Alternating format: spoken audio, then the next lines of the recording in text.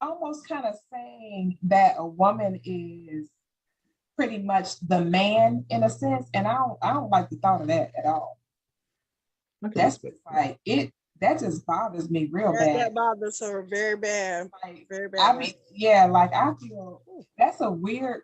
I don't even understand who came up with that bull crap. I don't like the thought of it. To be honest with you, I think it's foolish. Other alpha females came up with it. Yeah, I'm like, what is that? What does that mean?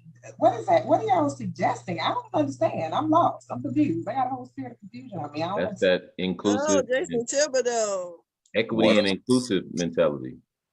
Is that what that is? Because when I hear that alpha female thing, I'm like, I am not that. Don't call me that. I hate that. I'm a woman, and I'm a woman in authority and under authority. The end.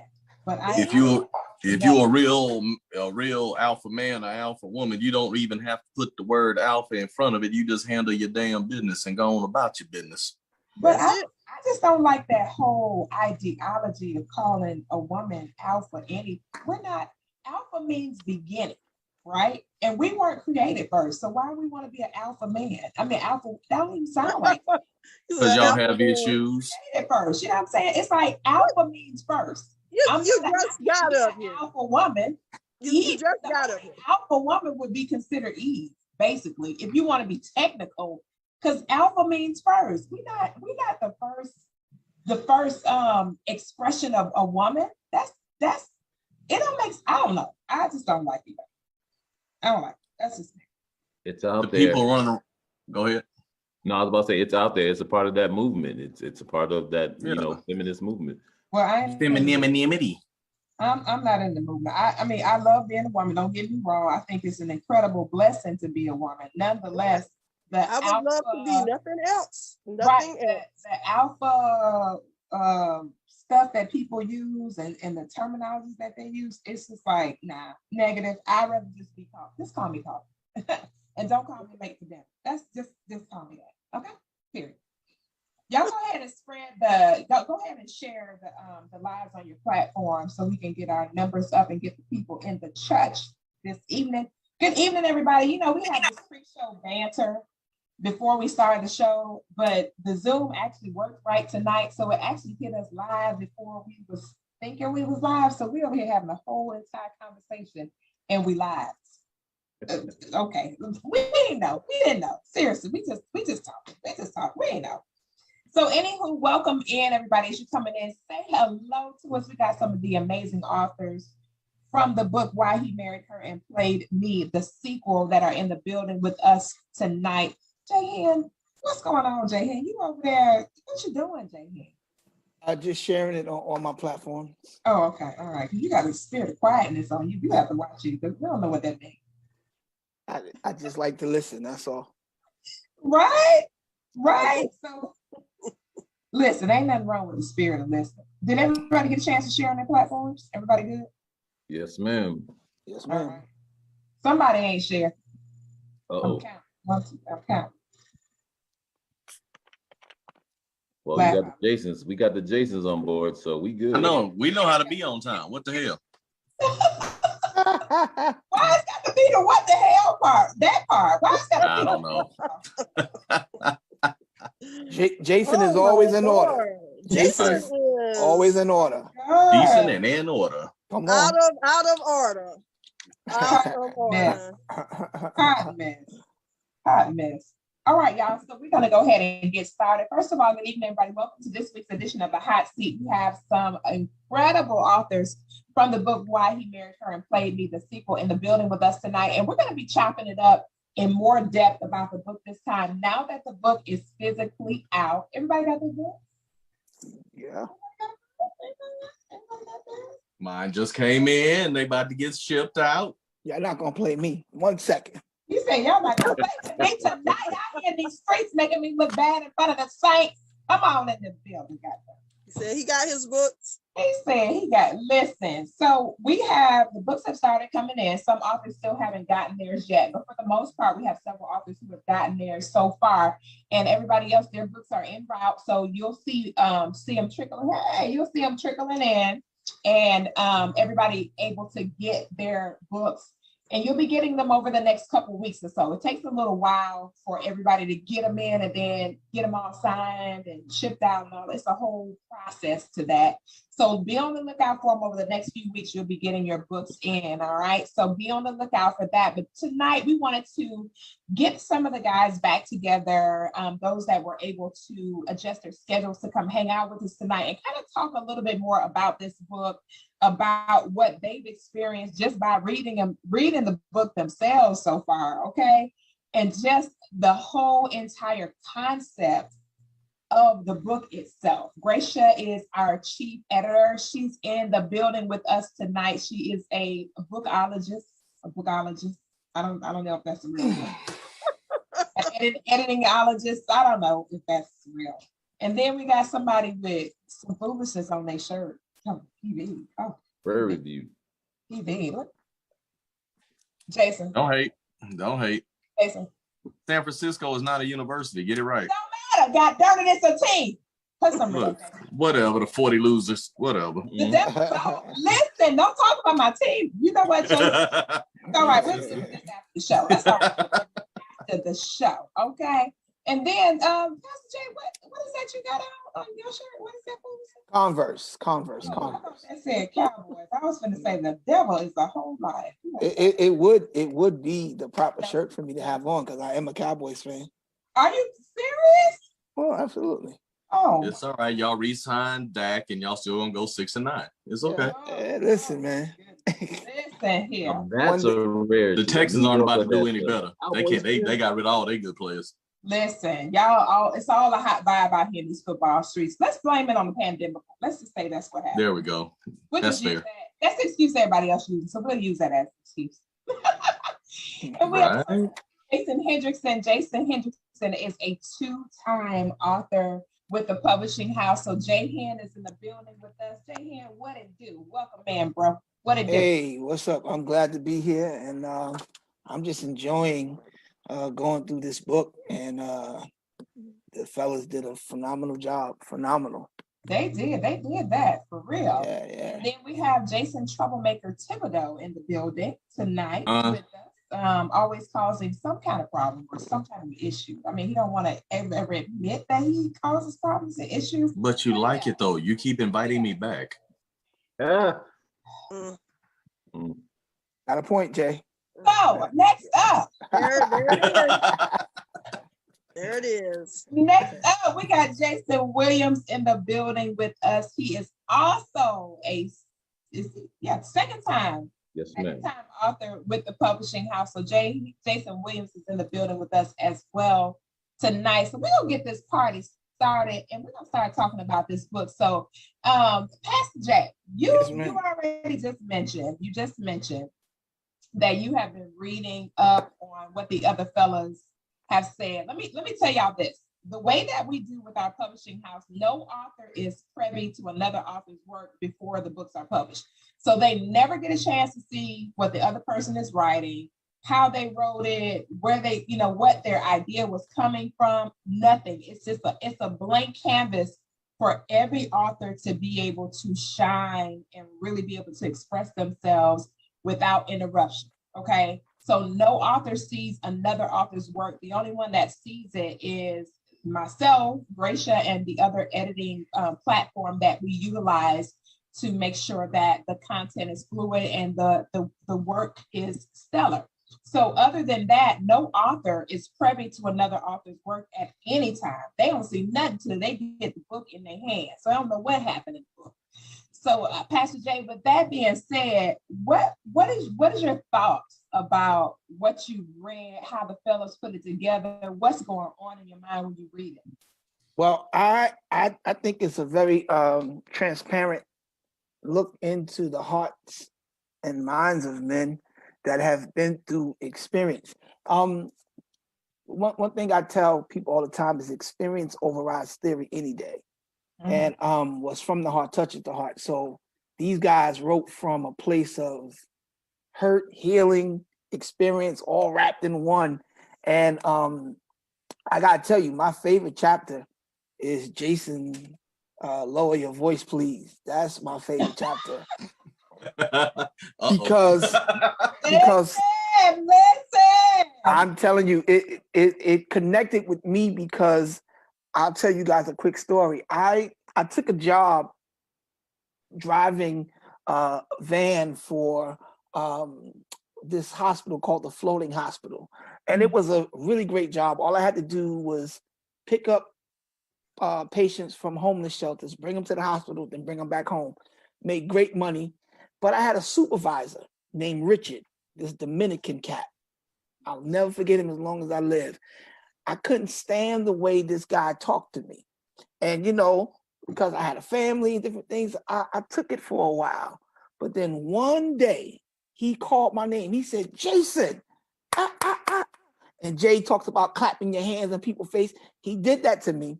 And I had a van full of passengers. I took the keys. Because I had a company cell phone, company credit card, and I went in the man's office and threw it on the desk. I said, bro, you need to learn something and learn it quick. If you talk to me nice, you'll get better responses. You'll get better results from me. And from that day on, that has been my motto for every relationship that I'm in, with my children, my wife, whoever, my friends. I'm like, don't talk to me like that, because you're not going to get the results you want. If you want the right results, learn how to lower your voice, talk to me, not at me. And so that chapter just snatched my attention, man. And I love it because that's something that I live by. I don't allow anybody to talk crazy to me. Anybody come at me with all that rah-rah, I just walk away, because you're not going to get the response you want. And I'm not that guy anymore. And I just try by all means necessary to avoid unnecessary conflict, especially in my relationship. I'm like, man, I just don't have energy at this age to argue over trivial things. Like, listen, I'm a man of results. I don't have time for that. What are we going to do? How are we going to fix it? We could go back and forth all night.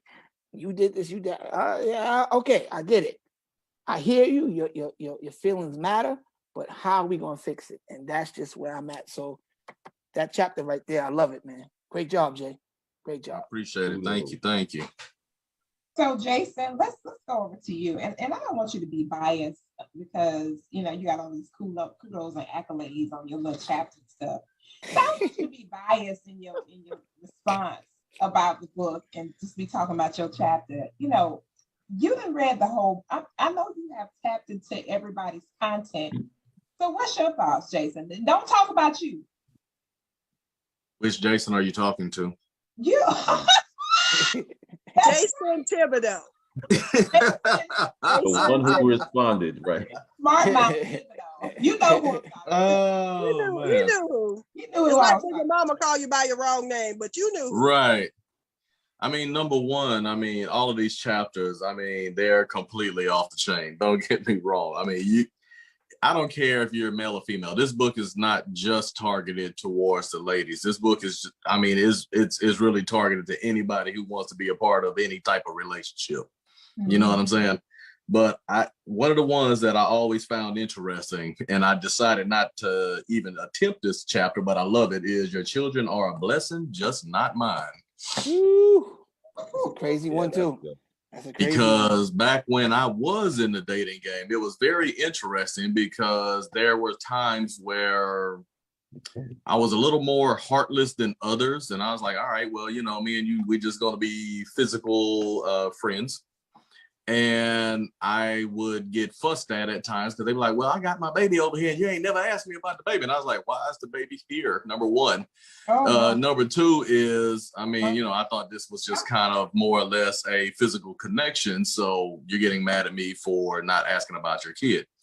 The flip side of that is there's been other times when I was in the dating scene where I had a heart more or whatever. And I would date a young lady that had a child and I would just ask her, hey, how your baby doing and everything else here? And it was ironic because I would get the exact opposite answer. Why are you asking about my kid? Why are you not just asking about me? And I'm like, well, you have a child. It's like, I know that if you and I ever got serious, this comes as a package. So, I mean, I'm just asking how your kid is. I didn't ask to take your kid to the park. We're good, you know, but I mean, I just thought that would be the courteous thing to do. I didn't ask you to take your kid to the park. I'm just saying. Did Lil Ray pass his test? That's all I gave a damn about. Did he pass his test? Wow. But you know what? That's funny that you said that, because a lot of guys do have challenges with dealing with women that have kids. CJ Randolph did a great job in breaking that discussion down about the kid concept and relationships. And I love how he first starts off with a biblical scripture, basically talking about the blessing of children. So he brought it into the whole big scope of children. So CJ, of course, wasn't able to be with us tonight, but of course, like I said, we're going to be talking candidly about different aspects of the book, different chapters, different content, and you guys can, get a little bit more meat as to the actual book itself. So, when he wrote in there and he was like, P. Koffe, look at this. And I think he sent it to you, to Gracia early, and was like, can you look at this and see? And then he had somebody else that is with our organization to actually look at it, a guy. He had a guy to actually look at it and say, hey, man, can you give me some feedback on this? And so every time anybody had said anything about what he wrote, it was like, dang. Wow. Oh yeah, brother got deep. He got real deep with it. He really did. And he put it in such a great perspective. I think the greatest thing that the perspective that he put it in, I think the greatest advantage that he had is that he's a teacher. Correct. There was a lot of power in his dialogue because he was talking about it from being a married man, from being a single man, from being an educator, from being a coach. So he was just talking about this whole concept from so many different layers, which I thought was pretty epic, because I was like, wow, it's so cool because, Gracia and I, we have these meetings and we have another third party that sits down with us as we prepare content, and we decide what person is going to, pin what chapter. And it was ironic because I was like, wow, we couldn't have picked a better person to talk about that, because he has so much information that he was able to go by that is real life, real time. So this is I think he teaches like 7th grade science, and he's also I was just about to say he deals with kids all day, every day. And he's in the thick of that age group. He's in the thick of that age group where you can actually say, oh, this is this is big kids. He's not dealing with little children that are more impressionable. He's dealing with children who have their own identity, their own school of thought, their own way of viewing things. So he's not limited because children are younger. He's talking about big kids, not babies. So he's dealing with it from the angles of meeting both sides of the coin. And then he talked about another great part that he mentioned and talked about was the part where he was talking about how kids play against parents. Absolutely. That was a big one too. I was like, dang. So when I tell you he broke that down, that chapter all the chapters are incredible. They don't get me wrong. Absolutely. But that one is like a real serious reality check when you're trying to date somebody and they have kids. It's a big, huge reality check. And then I think another chapter that kind of had me rolling is hey Chris, welcome in. You don't have to be on mute tonight. We just chopping it up. We doing popcorn style. You ain't gotta be shy tonight. Don't be bashful, Chris. Welcome to the church. All the saints is here. Well, I had to tip in. I'm sorry. Praise the Lord. So, I love the one of the other chapters that I love too. Chris, are you able to share? Hey Adrian, are you able to share? Chris, do you have another device you can share to your? Yes, ma'am. Make sure you share to your community. Adrian, if you got another device, make sure you're able to share to your community too. So Jason Williams, I'm sorry. The chapter that Jason Williams wrote, every time that I read it, and y'all can tell me what, this was a trip to me because I never saw that movie until he wrote that chapter. I never heard of that movie. Did y'all hear that movie before? Which movie we talking about? Well, in Jason Williams' chapter about the frog. Okay, yeah. The frog prince. I was never heard of that. The Frog Prince? the Frog Prince is like a fairy tale, like from times past. The book. Like the Right. Princess and the Frog is probably what you're talking about.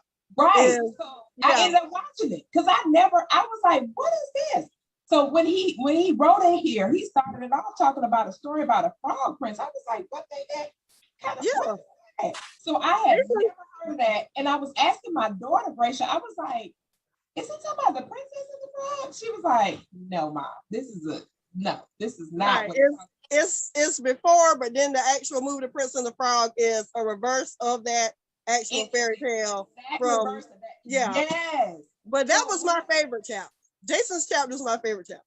I really liked how Jason put the whole thing into perspective from off the analogy of that movie. I was like, this is so powerful. It was a movie I had never seen, never heard of, never even thought about how a guy would perceive from that other angle. So Jason, your chapter was interesting. It was very, very interesting. So Jason, you and Adrian actually didn't write a whole chapter on the first book, but he was featured as an honorarium in the first book. But Jason, you were the only author that actually wrote in both books. What do you think the difference is from the first one to now? Jason who? Me. Jason Williams. And listen here, Hendrickson, now. I mean, I understand the confusion. Gosh. I don't know. You just don't have to say Williams. I said Jason Williams. Did y'all write about because they're gonna do this all night. Oh man, I didn't know everybody had their GQ pictures in the background. I should have put mine up. Because I wrote in both books too. Or You didn't write in both books from this series? From the Oh, okay. All right. Did you, Jason Hendrickson, you left out and came back into the church. So what happened while you were out of church, out of the sanctuary? You went over to Jason Williams while you were out of the sanctuary. Oh, praise the Lord. Praise the Lord, Brother Jason Williams. Amen. Amen and amen. Well, I'll say this. The first book,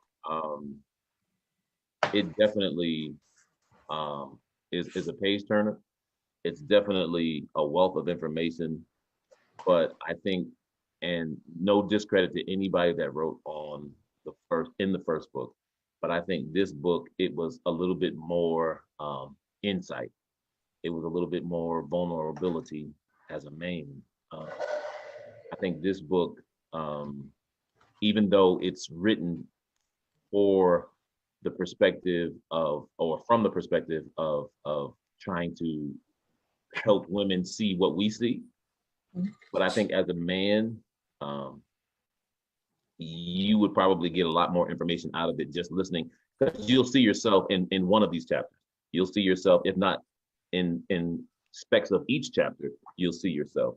I think one of the greatest compliments I heard about the first book was when we were in Jacksonville, and there was an older man that was married that was there. I don't remember what his name was. Andreas. Was it? Andreas. Okay. And he stood up and said, you know, I've been married for so and so many years, but when I read this book, it literally made me go back and say, you know what, I got to start doing some things I used to do. I got to kind of, rekindle my marriage. And it was definitely an eye opener for me personally, because it made me realize you never know what you put pen to paper to and how it affects other people until someone says something like that. And I think this second book will definitely have the same results. It will cause people to want to, not just as a man, not just read the book and give it to some woman, but you'll check yourself first and then say, you know what, let me look at me real quick and make sure I'm on point, because they brought out some points that even as a man, you got to look at yourself and say, well, maybe I need to fix this too. Yeah, I had some guys to say some. I had a guy to message me, and he said, man, I went to my wife in tears, like, oh, dang. And he said the thing that touched him was Adrian's opening about marriage in the first book. He was like, Right. I didn't even see, I've been married for so long that I kind of forgot. Right. That this is something that is way bigger than just me saying, oh, that's my wife. Yeah, oh, that's my wife. He was like, that, just the opening put that whole thought of him having a wife into perspective when Adrian laid it out in the first book. Adrian, so your chapter, Lord have mercy. Oh my God. Yep. Listen, I was like, did he write this in this chapter? Lord have mercy. And it's so crazy because your chapter opens the book up again.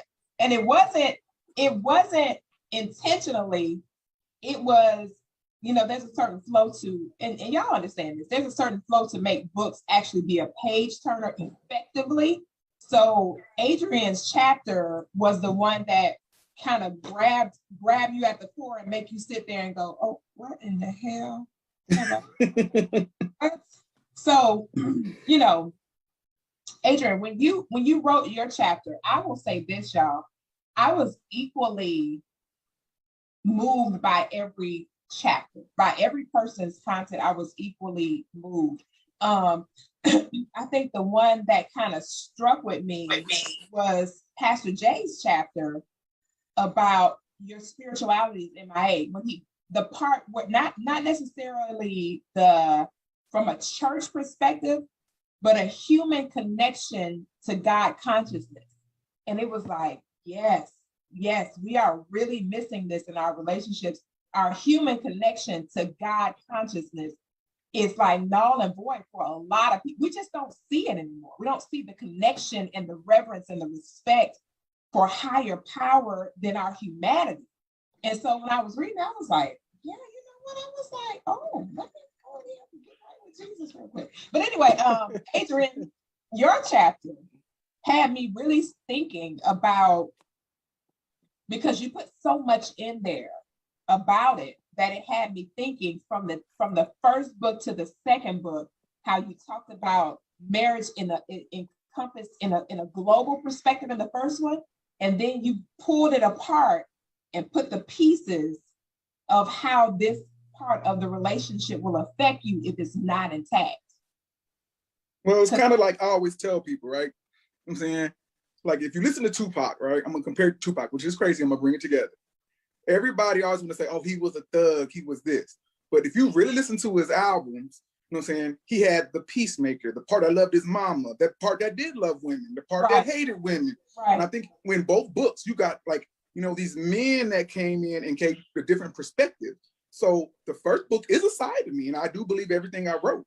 But I also believe everything I wrote in this second book. Right. And men are highlighted to be such fools in the media.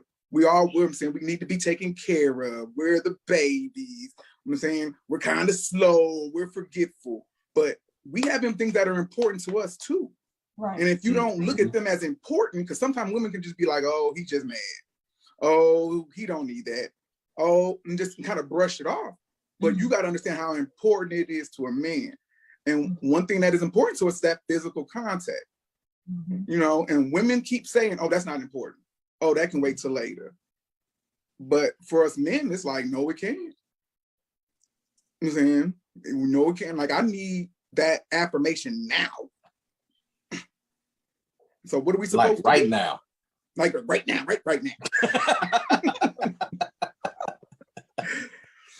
So, but I want, people to understand that, I had, I had some ladies look at it before and they were like, are you going to say that? And I was like, hell yeah, I'm going to say that. Because it needs just to be said.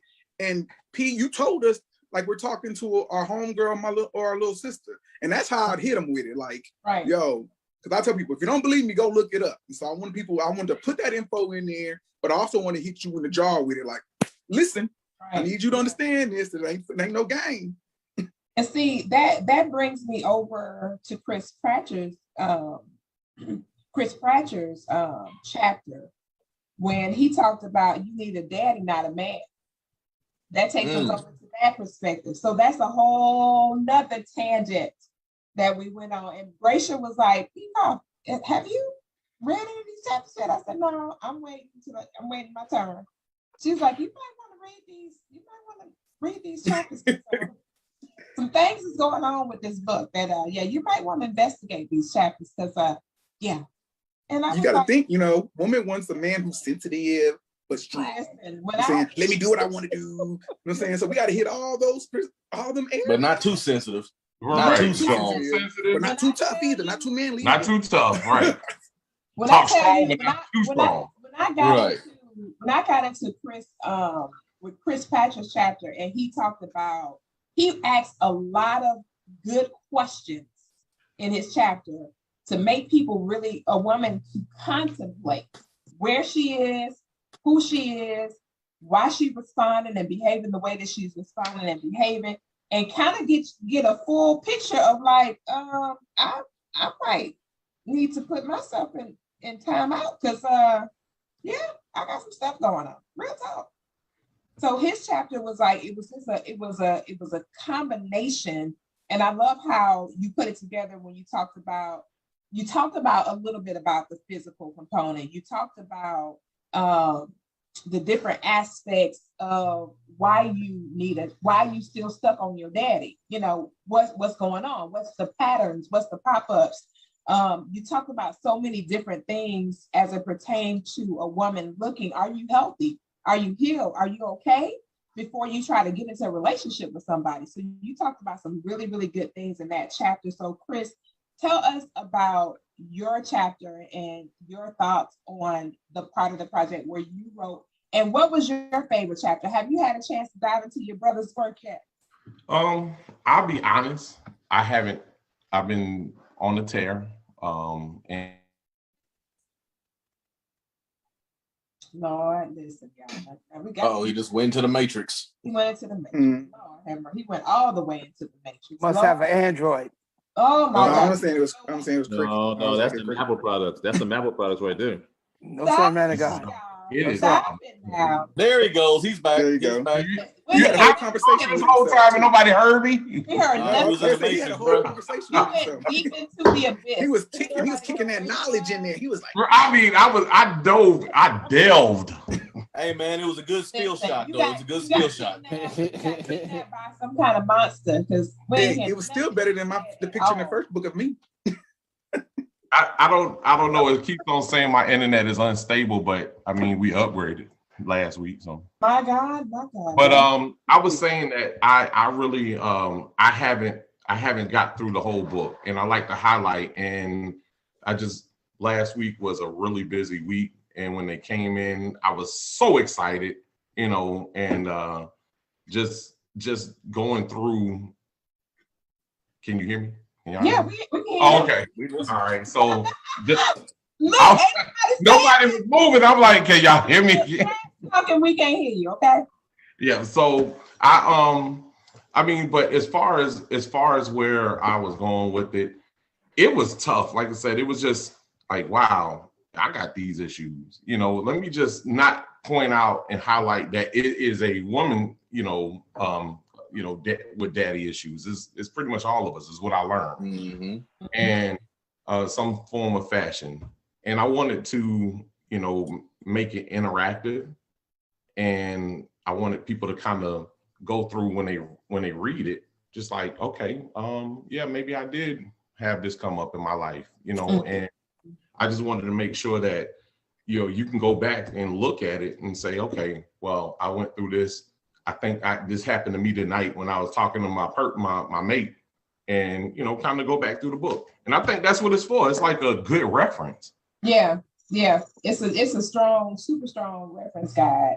So Pastor Jay, you talked about Jason Thibodeau's ministry and how excited you was about the Lower Your Voice Church. But let's talk about your chapter. Okay. When you talk about your spirituality as MIA, do you think that is a result of us as parents not necessarily imputing as much spiritual guidance into our youth? Do you think that some of what's going on now is a result of how we're experiencing our own spiritual connection? I think it has a little to do with that, but I think it has more to do with the culture. The way this world is now, it has killed the art of communication. Mm-hmm. You could be sitting right at a table with somebody and you'll text them before you talk to them with your voice. You know what I mean? So we don't have that mindset anymore to communicate. And the whole spiritual piece, in a nutshell, for me was, again, to concentrate on the relationship with the one that loves you unconditionally, prepares you to deal with people that are conditional. Because if you call him Buddha, Allah, Jesus Christ, whoever your higher power may be, we're taught that God loves us from a pure place with nothing attached to it. He loves us when we're right, when we're wrong, when we're indifferent. And if we can't handle that relationship with someone that knows everything that you're going to do wrong before you do it, before you say it, and still loves you, how in the world will we ever be able to manage dealing with flawed people? So when someone's spirituality is missing, I think that connection with the unconditional source has to be there for you to maintain a healthy balance with us. So, I mean, I think it's a cultural thing. And I really wish that, I grew up in the era, as most of you guys did, when we went outside to play. We didn't have PlayStations, and we were lucky if we had a Nintendo with the cartridge that you had to blow on. Just times were different now. So I think that we have to find a way in this culture that we are now parenting in and mentoring in to bring people back to the art of understanding we were all created to be relational. Anybody that says I'm cool with being by myself is a liar. I don't care who you are. You're not created to be that way. You may be all right a couple of months, a couple of weeks, but after a while, you're going to start yearning for that physical contact, for that communication from another human being, because that's the design that God had in mind when he made us. So we just have to get back to that place and, put him first. And I think our relationships will be more healthy automatically. All right. You know what? That was very eloquent. I love it. Chris, you talking, but your mic ain't on. Unmute yourself, Chris. Unmute yourself. You over here testing. Noise in our background. My apologies. I had a point because I think that's an awesome point. As far as like when the older girls were still here, I would call it power hour, and I make everybody sit on the couch and put their phones up, and we would sit down and talk. We would just sit there and talk. We play something in the background with probably no words, and just chat amongst each other, or just cut it off, and it would run over an hour. And I think, like you said, you need that. Like these kids are attached to their phones and attached to devices, and a lot of people, when you out to dinner, I mean, I just look around and everybody's like this, and it's so disconnected nowadays, man. It's terrible. That's a good point. Yeah, it is. It's the major disconnect as far as us communicating. And it's funny because I watched my daughter, and she's 18 now, so she has a little boyfriend. And I'm still about to lose my mind because I'm like, Lord, I have mercy. What happened to the baby in the house? But they talk all the time. They always on the phone talking, right? And I told my daughter, I said, that is a good sign. Let me tell you, because we can't even get grown folks on the phone to talk, let alone get them to be on the phone for an extended period of time. Hey, I'll text you. Let me just send you a text. What? I can't hear your voice in no text. I mean, not if we're dating. I'm bad at that. Listen, I want to hear your voice. I hate, even though for some, now I'll be very candid with y'all. Some of us do have very busy lives, no joke, where we're constantly moving about based on what we do for a living, our exposures, all of the things that happen in the brunt of a day. So we don't have a whole lot of time to literally talk. But that's when we have to create time to actually say, let me take this whole 5 minutes right here and just dedicate. I might not have 6 minutes, but I got a whole 5 minutes. Let me have a conversation with you in these 5 minutes so you and I can just have a human encounter where we can stay plugged into each other. Gracia, listen, you saw the book before anybody else saw it. You saw the last book before anybody else saw it. What is your thoughts about the big picture of the whole idea of the project? My thoughts are this book, and even with the first book, we have men teaching lessons that we as women as well as men need to learn. That's my big thought on the project. Now, Koffe, you know me, you know how I am with my books. But like all of my books with things that I can learn, I tab all of my books. And this book is well tabbed. Do y'all see them tabs on that book? How she Wow. read? All of the tabs. That is definitely some gold behavior, because that's But you know what? The great part about having Gracia on board is the fact that she is a connoisseur of books. I mean, she literally ingests books, and she does critic work and stuff like that. So when she looks at the content, she's looking at it on both sides of the coin, from a professional and from a human person concept. So that's the magic of having her. I can't do nothing. When she does it, I be like, girl, you saw what? I ain't see that, but I read it. I just took it as this. She's like, no. She always picks on me. Like last night, she talking about I'm reading books for people that ain't never read before. Like people that don't even know how to read. She does me like that all the time. But it's true. I mean, she invests so much energy into, and it's not that she's just doing it just to keep reading.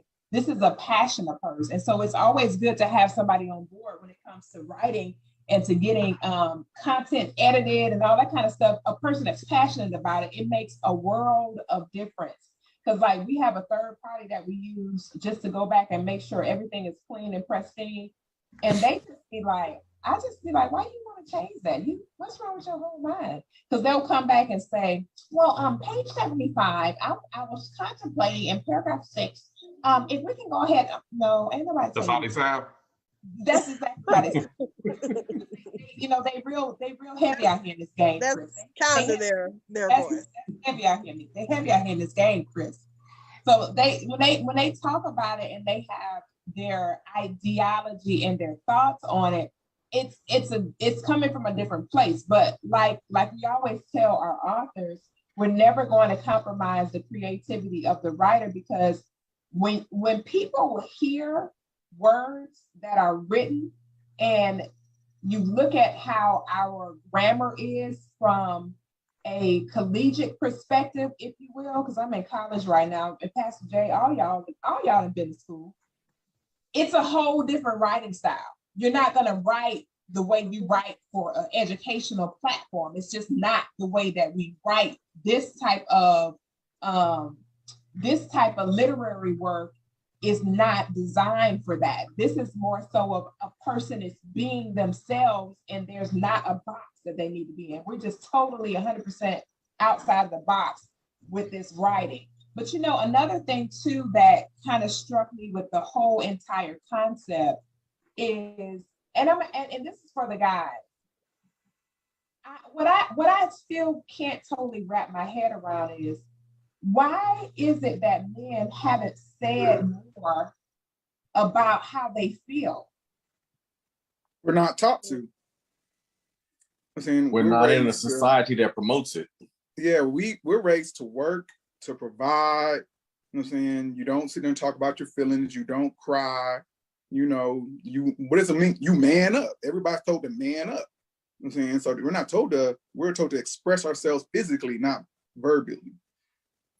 And not only that, I think men will express themselves when we feel it's a safe space, because as tough as we may portray ourselves to be, I don't want to be honest if my honesty is going to be weaponized against me 6 months from now. And so in most cases, I'll feel it, but I'll never say it, because I know you have the memory of an elephant. You're going to bring it up. You're going to throw it back up in my face, and you'll use it against me. And when men feel like that, we don't communicate, because we're by nature creatures that go after results. We don't like to go through the whole song and dance. We just like, okay, the light is broke. I'm going to get a new light bulb. That's it. I don't want to hear the story of how the baby climbed up on the ladder and knocked the picture over and the picture hit the light bulb. And listen, we need a light bulb, what wattage? I'm going to the store, I'll be back and I'm going to replace it. That's just how we are. If you want me to sit down and actually become more expressive as a woman, and I think that we have to start, and I think our families don't teach this, that women set the tone for the house. Mm-hmm. And the heart. Yeah, and if you are a wise woman, you create that space where your husband can come and be 100% honest with you about everything that has happened during the day and what his dreams are, aspirations are. And you're the one that's supposed to provide that space where you stroke his ego and be like, yeah, that's dope. And yeah, and once they set the tone, that's the tone. So Yeah. you can be married for 20 years. If That's you it. shut me down in 1985, when I try to communicate with you, that's the tone. Like, Yeah. nah, I don't talk to him. You know, I love her, but we don't really talk because when I do speak to her, she ain't hearing me. She don't care what I have to say. And you're gonna say, "Oh, yes, we do," but no, do you really? If I tell you my feelings hurt, are you gonna look at me like I'm stupid and go to work? So if let me get this straight. So you're saying if something happens where we're not receptive at one point, it can transcend for years down the line? Because Yeah, most it's just men, the tone. we're introverts, you know, and most men, we only open up when our emotions are at a high level, because that's how we've been trained. You know, you react and you respond when you're upset. We didn't get a lot of hugs when we were kids, some of us, you know. We didn't get a lot of I love you. It was like, yo, stop crying, Yeah, man. we didn't even say that in my Yeah, house. you know, and you know, for us to have to acclimate to something else is unnatural at this point. So, but when we find our rib, when we find what was missing, that is your responsibility to me to provide that culture in my house. Just like it's my responsibility to make sure that our family is protected. If something pops off at my house, my wife ain't jumping in front of me.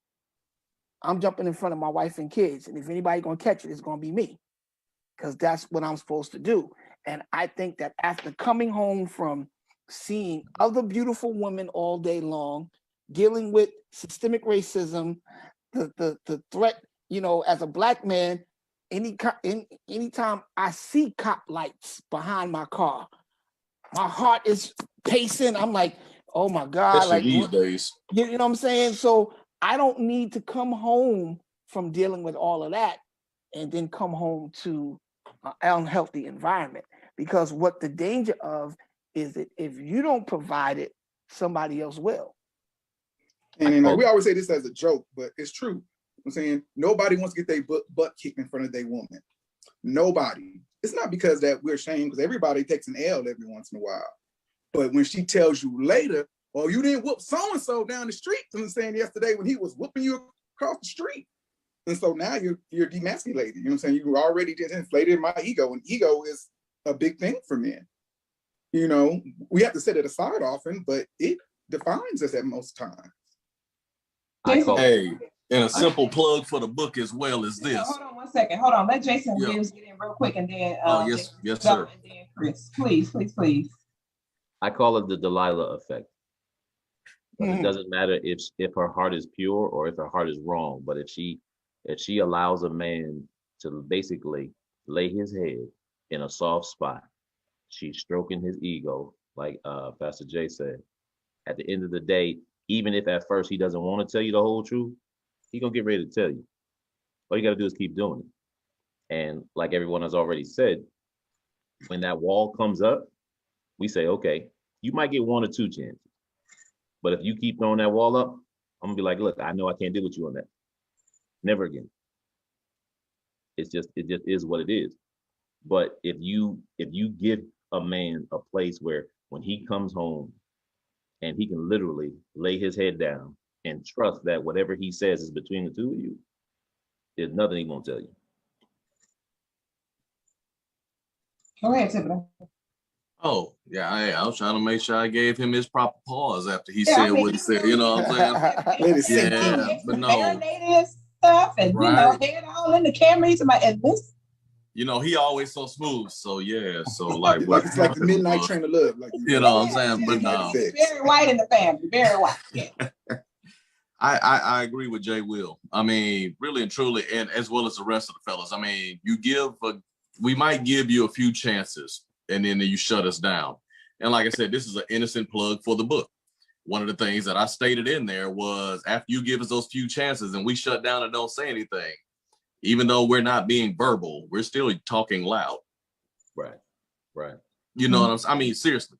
So whether it's our face, our gestures, our movement, lack thereof, you know, I mean, that's definitely something to think about. I mean, most men will give you a couple chances, and once you shut down that openness, you're going to have to work to get that back. If you ever are able to get it back, because I heard pretty much the consensus was once this defect manifests, it's permanent, is what I kind of hear the consensus as. We're creatures of habit. Yeah. Chris Pratchett, go ahead. I mean, it can be, you know, I'm the daddy that, hey, look, I need y'all to do this, you know, or I'm asking y'all nicely, but it goes the same way, you know, if my wife. Did he go back into the Matrix again? There you go. You can't hear me? Kind of daddy that says what? Go ahead. That's where you left off. You know, and like I think that there are situations where we are disregarded, and you know, because we're a man, you know, we got to be the tough one, and you know, you learn this growing up, so you try to like hold that position, but you know, we're emotional too. I get a little emotional sometimes, and I lash out. Like I said, I say things once or twice really nice, and then I start going off. Yeah. You know, and if nobody hears me, I feel disrespected. And like you said, you shut down. You kind of start to shut down after a while. Like, I don't want to keep on getting disrespected, so now I'm not saying nothing. Wow. Now that's a problem. Wow. Rachel, do you hear this? Yeah, I hear it. What do you think, Gracia? There it is. Oh no, I my personal thoughts are these. I can agree with what you all are saying. You know, I don't have a great opinion as far as what men experience, you know, not being a man. And when it comes to me and like you say, the way that you all, you know, were raised, like to not cry and to, you know, to suck it up, man up, things like that. I listen to men when they say that because there were no men in my house other than my dad. I don't have any brothers. So for things like that, I have really no reference. And when it comes to raising my three sons, all three who are, well, my youngest son is 17, who are almost adults. In my house, you could cry, but you also got to man up for some things. So I think it's a difference in the way that people come up. But I do not dismiss any of it because, like I said, I've been married. My husband and I, two different types of households. And in my house, it was always safe. And my husband and I were married for 20 years, but we're divorced. But I do feel that all of your feelings are valid. I get that. I know that's right. Yeah, I you know, having raised my son and before his dad died, I used to just sit there. I would listen to what he was saying, and I would get so quiet. He'd be like, "Why you ain't saying that?" I'd be like, "Cause I gotta process all this. This is a lot." You know, sometimes when men share, depending on where y'all are, what y'all are experiencing, it's a lot. It's a lot to try to process and even understand. And the thing about it is, because I'm not a man, I have to unpack all of that. But I have to unpack it in a way where it's not offensive to you as a man. I have to go sit down somewhere in my own space and unpack it and then come back and ask questions, but be considerate of even the questions that I'm asking, because I know even sometimes when we ask questions, it can be offensive, especially depending on, you know, how we're asking. How we're asking. You being Right. what? You being funny now? You know, and I've heard that before. It's like, no, I'm not trying to be funny. Oh, yeah, you being real funny when you ask it like this, you know. So I think it's a learning experience. And I think this book helps to bring a lot of light to the dark spaces in our community of how we feel about each other. You know, so it baffles me to think that you can be in a relationship with somebody for 3, 4, 5 years, and then they turn around and go marry somebody else after they met them for 6 months, and you didn't invest all this time and energy with that person, and that guy says, Sally. And you're like, what? What you mean, Sally? And so I think this book sheds a lot of light on the dark tunnels of our understanding to not take our relational space with our person for granted.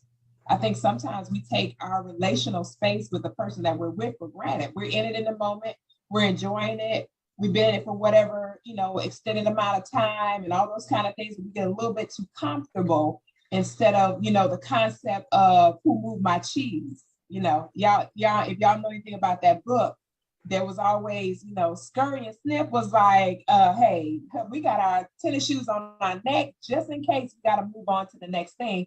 Whereas him and Hall, they just kind of like got comfortable and was like, well, you know, if it, whatever happens, happens. And so I think this book brings a lot of light to the perspective of staying on our toes relationally, not always on guard, but paying attention and making sure we're plugged in to our person so that we can have the kind of experience that we want to have with them. Jason Thibodeau, you got something you want to say? Man, you know, this little track star in my head is running as I'm listening to you. Because a couple things you said just made me think about chapter 7. I married her because I could not trust you. My God. And when I say that is one form of trust is with our heart and emotions and our feelings and stuff. So if we express ourselves to you and you clown us and the next lady is listening, guess who wins? The next lady. The next lady. Sally. First, it was Sally. Sally got it. And you know, the crazy part is sometimes when you have a gorgeous wife or a gorgeous young lady that's your partner, and she has a wonderful shape and all that, and she is so shocked by the woman that caught your eye and caught your attention, because on their trail. Who got the police on their trail? No, that I'm in Brooklyn. You know, I live in the hood. I don't even know why you asking. Okay. That's every 3 minutes in Brooklyn. So sorry about that. But which one of y'all they coming for? You know, they sometimes women are shocked by that, but you know, people need to understand that men and women are driven by two different things. And if you ever lock into what drives the other, your relationship will be so strong. Men are driven by ego stroking. Women are driven by security. Very simple. If you are the type of woman that's working and out hustling and, you know, going after your dreams, you're not going to listen to a dude that's at home playing PlayStation all day.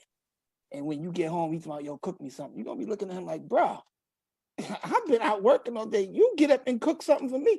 The dynamics are going to be off. And it's the same way with us. After a while, the outside pulchritude, it always means something to a man because we're creatures of sight, but it kind of diminishes if you don't stroke my ego, if you don't speak to my creativity, if you don't tap into becoming a sapiosexual with your man, you miss what is the honey to the fly, you know, because you can put on a mini skirt, high heels, and grease your legs up and be an airhead. Not the grease. Yeah, you can be an airhead and don't know the importance of affirmation from a woman to a man. Men love praise because we're made in the image of God. God don't even stay where there's no praise. True. What makes you think I'm going to stay there? True. Because I can be somewhere physically and my mind and my spirit is down south somewhere when I'm not being affirmed. So, you know, I think that once we tap into what makes each other tick, our relationships between man and woman will become more stronger. That's good stuff. All right, y'all, we are coming to the top of the hour. I saw Chris, you wanted to add to that? I mean, Jason, I left the whole situation, because I was trying to figure out, do I belong in this? Because I wasn't being affirmed. But then this person would pretty much let me do what I want to do. So there was like no discipline in there. There was nothing to look for. Like if I do something wrong, I'm just gonna get away with it. Children like discipline. We like kids sometimes. I don't want to just run out and do whatever I want to do. And that whole situation did not work. And I married her. Why? Okay. Okay. Why he married? Okay. Hit the book. That's it right there. Why he married her and played me. The end. That was it right there, y'all. The whole thing in a nutshell. He just summarized it. In that whole summarization, look, we can get a benediction and let the church say amen after he said it like that. Like, oh, I married her. Oh. That's real talk, no cap. That part.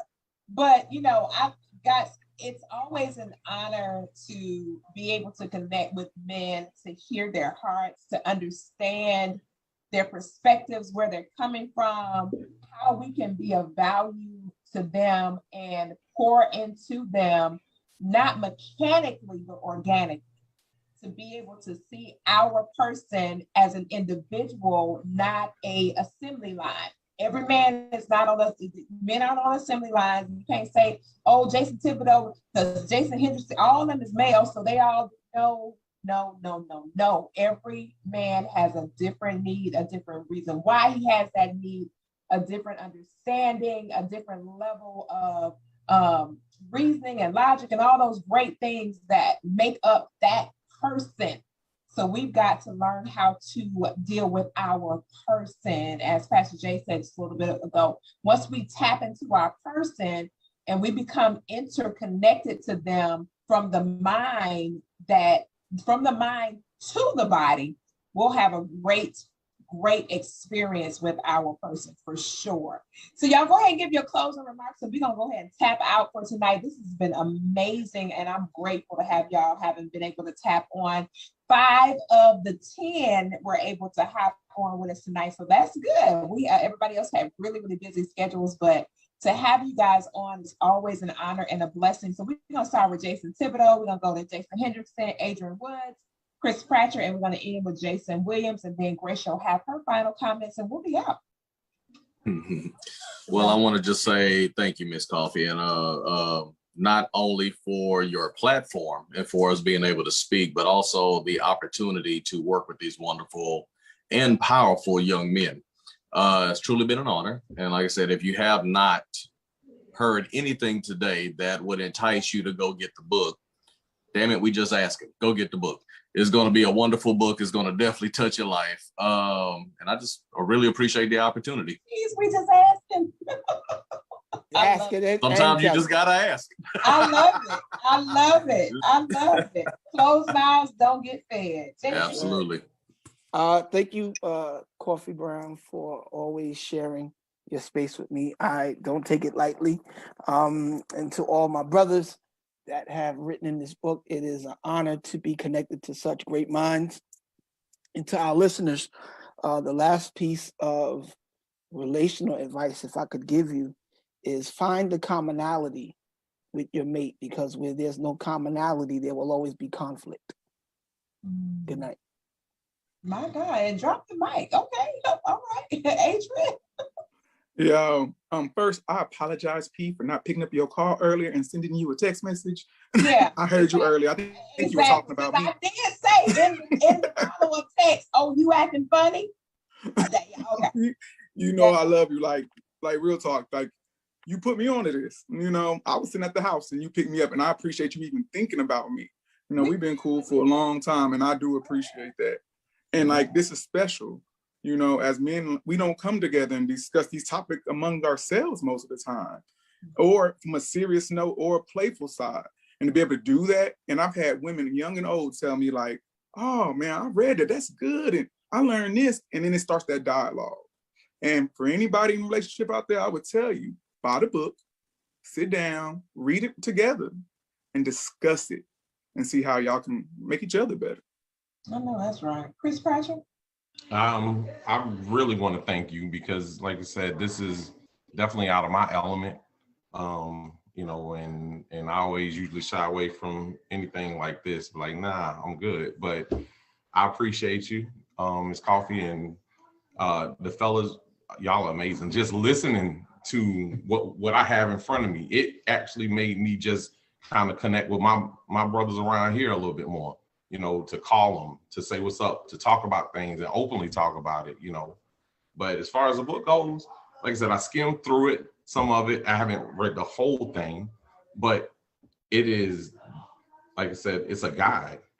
You know, it is definitely a guide, and you can refer back to it. You know, we all need something to go to. People out here on the island by themselves, they have no help, no guidance, and no influences. But this right here definitely is a major influence. I'm with Jason Thibodeau. Go get the book right now. Share it, buy it for your friends. I know that's right. Jason Well, Williams. No, you good, Chris. Okay. Jason Williams. For me, I think being a part of DFG, starting with you, Coffee, has definitely been a great experience. It has definitely made me open my eyes to the other giftings that God has given me. And then to be in this fraternity of brothers, because for this book, it's just the 10 or 11, but we're a fraternity of about 20 at this point, Right. 21. Yeah, 21, yeah. Because it's the same book.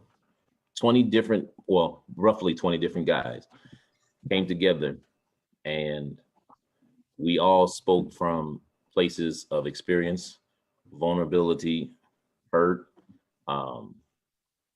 and for the ladies that want to read this book, or even if you're unsure about reading this book, if your man's not talking to you, read the book. If he's not saying the things you think you need to know, read the book. Because if you respond to some of the things that are in the book to your man, I promise you, he'll open up to you. That's right. Gracia, what you thinking of there, lady? Oh, well, I just want to say it has been a pleasure working with all of you guys on this book. This book, everybody, even, people from, well, Jason from all of the books, because I worked with you all before. It's been a pleasure. It's been a pleasure working with everybody that's new. And Adrian, you too, you've been on the book with me. P. Coffee, always a pleasure when you have me on. I would say everybody needs to get the book, male or female, single or in a relationship, because there are many lessons that can be learned from this book. And just like it's been said over and over again in this episode of The Hot Seat, if you don't know how to communicate with your man, this is a starting point. And those are my thoughts. I know that's right. So y'all, that's it for tonight. It has been amazing. So what's going to happen now when we shut down, everybody that is on the platform will actually put their information in the chat for you to be able to connect with them directly, find out what they're doing and how to forge forward with them to get more information. Contact your favorite author. Go ahead and contact them directly. Don't just go to Amazon. Make it more personal. Contact your favorite author directly. Get an autographed copy. Be a little bit more personable with the people that have created this incredible content. They did a stellar job, absolutely stellar. And it's irrefutable that this is life transformative, not just relational transformative, but life transformative. And this can go for generations on how we add value to each other. All right, y'all. So until next time, I am your hostess with the mostest, P. Coffee Brown, here in the great state of Texas by way of Houston. We are signing off for now, but we will be back with another epic episode that is talking about going from a good relationship to a great one. All right, God bless. Y'all have a great balance of the evening, gentlemen. Thank you again, Gracia. Love y'all so much. Grace, peace, and blessings. And we will see you guys on the next episode of The Hot Seat. Peace.